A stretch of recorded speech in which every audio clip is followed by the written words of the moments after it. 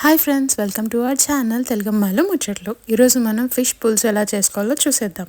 దీనికి కావాల్సిన ఇంగ్రీడియంట్స్ ఏంటి అంటే ఆనియన్స్, చింతపండు పులుసు, పసుపు, పోపు దినుసులు, జీరా మెంతుల పొడి, గరం మసాలా, మ్యారినేట్ చేసి పెట్టుకున్న ఫిష్ అండ్ కొత్తిమీర.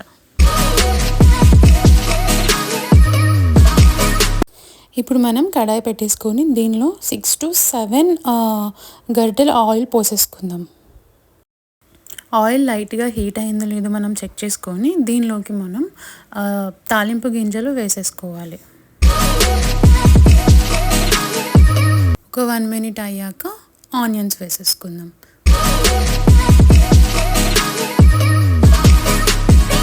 ఒకసారి అలా ఆనియన్స్ని ఆయిల్లో కలిపేసుకొని ఒక 5 minutes మూత పెట్టేసుకుందాం. ఒక 5 minutes తర్వాత మూత తీసేసుకొని 2 tablespoons ఆఫ్ పసుపు యాడ్ చేసేసుకుందాం. ఒకసారి ఇది కలిపేసుకొని ఈలోపు మనం పక్కకి చింతపండు రసం తీసి పెట్టుకుందాము. నేను 2 kgs ఫిష్ తీసుకున్నాను కాబట్టి నా పులుసు కోసం ఇంత చింతపండు రసం నేను తీసుకొని పెట్టుకున్నాను. సో మన ఫిష్ క్వాంటిటీని బట్టి మనం పులుసులోకి చింతపండు రసాన్ని రెడీ చేసి పెట్టుకోవాలి. సో ఇప్పుడు మనం ఆనియన్స్లో మ్యారినేట్ చేసి పెట్టుకున్న ఫిష్ పీసెస్ని యాడ్ చేసేసుకుందాం.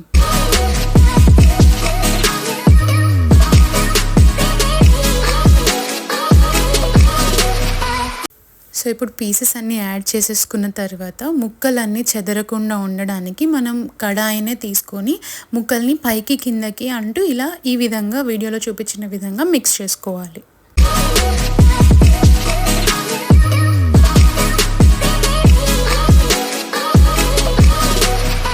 ఒక 2-3 minutes తర్వాత మన చింతపండు రసాన్ని ఈ ఫిష్ పీసెస్లోకి యాడ్ చేసేసుకోవాలి.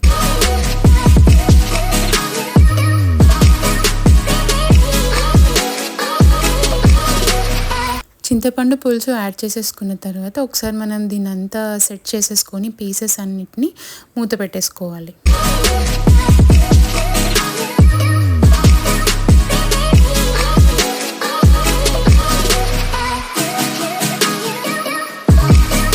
ఇప్పుడు మనం దీనిలోకి సాల్ట్ యాడ్ చేసేసుకుందాం. నేను ఇక్కడ రాక్ సాల్ట్ యూస్ చేస్తున్నాను.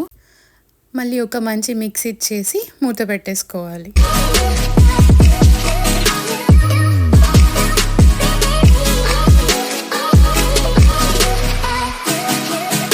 పులుసు మరుగుతూ ఉన్నలోపు మనం టమాటోస్ని మిక్సీ పట్టేసుకుందాం.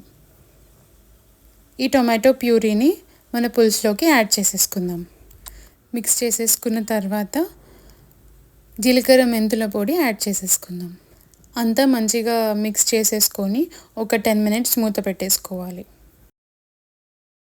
10 minutes తర్వాత మన సాల్ట్ని అడ్జస్ట్ చేసుకొని కొత్తిమీరని కూడా సన్నగా తరిగి వేసేసుకోవాలి. ఒక 2-3 minutes తర్వాత గరం మసాలాను కూడా యాడ్ చేసేసుకొని ముక్క అనేది చెదరకుండా ఒకసారి పులుసుని మంచిగా మిక్స్ చేసేసుకొని మూత పెట్టేసుకోవాలి. ఇది మరుగుతూ ఉన్న ప్రాసెస్లో మనకి నూనె అనేది పైకి మంచిగా తేలుతుందన్నమాట. అండ్ మన పులుసు కన్సిస్టెన్సీని కూడా చూసుకొని లాస్ట్కి ఉప్పు కారాలు అన్నీ అడ్జస్ట్ చేయలేదో చూసుకుంటే మన ఫిష్ పులుసు రెడీ.